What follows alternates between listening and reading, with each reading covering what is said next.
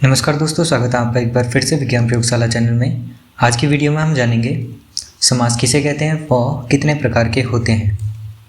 परिभाषा: जब दो या दो से अधिक शब्द मिलकर किसी एक सार्थक शब्द का निर्माण करते हैं तो वह समास कहलाता है। जैसे देश से प्रेम करने वाला, देश प्रेमी। जिसके 10 सर हों, 10 आनंद। समास के प्रकार: समास 6 प्रकार के होते हैं। पहला अव्ययी भाव समास, दूसरा तत्पुरुष समास, तीसरा कर्मधारय समास, चौथा द्विगु समास, पांचवा द्वंद्व समास, छठवां बहुव्रीहि समास। पहला अव्ययी भाव समास: ऐसा समास जिसका प्रथम पद अव्ययी तथा प्रधान हो अव्ययी भाव समास कहलाता है, अथवा एक ही शब्द आवृत्ति बार बार हो तो वहाँ भी अव्ययी भाव समास होता है। जैसे रातों रात, मतलब रात और रात। यहाँ रात शब्द की आवृत्ति हुई है, इसलिए यह रातों रात भी अव्ययी भाव समास है। जैसे प्रतिदिन, प्रति और दिन, इसमें प्रति शब्द पद है जो कि छोटा और प्रधान है, इसलिए प्रतिदिन अव्ययी भाव समास है। दूसरा तत्पुरुष समास: ऐसा समास जिसका दूसरा पद प्रधान हो तथा दोनों के बीच का कारक चिन्ह लुप्त होता है वह तत्पुरुष समास होता है। जैसे विद्या के लिए आलय, विद्यालय। यहाँ आलय प्रधान पद है तथा विद्या और आलय के बीच कारक चिन्ह का सार्थक शब्द के बनने पर लुप्त हो जाता है। जैसे सोने का मंदिर, स्वर्ण मंदिर। पुस्तकों के लिए घर, पुस्तकालय। तत्पुरुष समास के प्रकार: तत्पुरुष समास 6 प्रकार के होते हैं। पहला कर्म तत्पुरुष समास, दूसरा करण तत्पुरुष समास, तीसरा संप्रदान तत्पुरुष समास, चौथा अपादान तत्पुरुष समास, पांचवा संबंध तत्पुरुष समास, छठवां अधिकरण तत्पुरुष समास।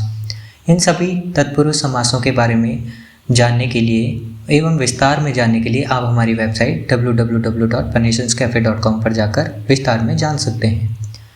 तीसरा कर्मधारय समास: ऐसा समास जिसका पहला पद दूसरे पद की विशेषता बताता हो अथवा समास का विग्रह करने पर जो के समान शब्द आते हैं तो वह कर्मधारय समास होता है।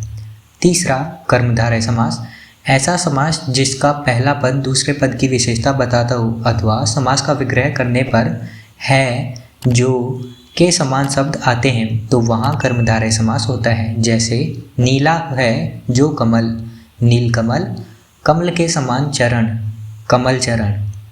चौथा बहुव्रीहि समास: ऐसा समास जिसका कोई भी पद प्रधान न हो तथा पहला पद और दूसरा पद मिलकर एक तीसरे पद का निर्माण करते हैं बहुव्रीहि समास कहलाता है। जैसे नीला है कंठ जिसका, नीलकंठ यानी कि शिव जी।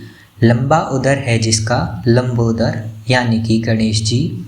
10 सर हों जिसके, 10 आनंद यानी कि रावण।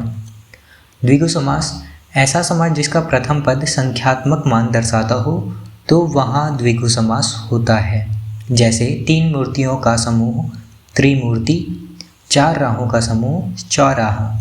छठवां द्वंद्व समास: ऐसा समास जिसके दोनों पद प्रधान हो एवं एक दूसरे के विपरीत हो तो वहाँ द्वंद्व समास होता है।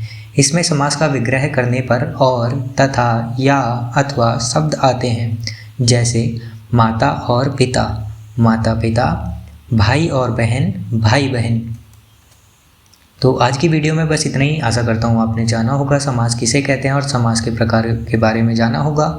तो आपको वीडियो पसंद आई हो तो आप लाइक कीजिए। हमारे चैनल को अभी तक सब्सक्राइब नहीं किया है तो सब्सक्राइब भी कर लीजिए। और यही लेक्चर आप एक PDF की फॉर्म में चाहते हैं तो डिस्क्रिप्शन में दी गई लिंक पर जाकर आप डाउनलोड कर सकते हैं और हमारी वेबसाइट www.pernationscafe.com पर जाकर आप इसे ऑनलाइन भी पढ़ सकते हैं।